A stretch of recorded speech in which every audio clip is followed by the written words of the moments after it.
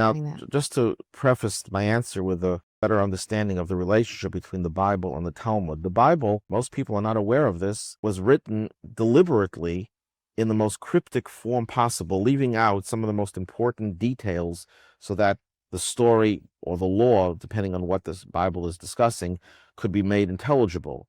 The Talmud is actually a collection of oral interpretations that were handed down to Moses by God at Mount Sinai to help clarify those mysteries, if you will, and fill in the gaps. Now, one of those gaps relates to Shavuot. In the Torah itself, in the Bible itself, all it says about this holiday is that from Passover, you're supposed to count 50 days, and that's supposed to be a holiday of first fruits. It doesn't mention that this occasion also is the commemoration of the giving of the Torah at Mount Sinai.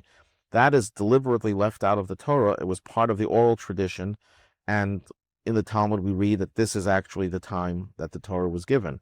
Now there's a connection between the two. The counting of 50 days, which is something that we still do to this day, every day between Passover and Shavuot, we actually count the days.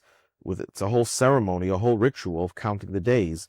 The reason why we do the counting of the days is because when the Jews left Egypt, we're told they were so eager to receive the Torah, to receive this way of life from God, that they literally counted days. And when they finished counting these days, that's when the Torah was given. It's also a process of refinement. The counting of the day, in a mystical sense, is a process in which we refine our own character, where we become changed people so that we're worthy of the Torah. So in the Bible itself, it doesn't talk about the giving of the Torah at Mount Sinai. It just talks about the counting of 50 days. But we learn in the Talmud and in other sources that there is a very close connection between the counting and the Torah. In order to receive the Torah, you first have to go through a preparatory stage of preparation, refinement, and changing your nature to be worthy of receiving the Torah.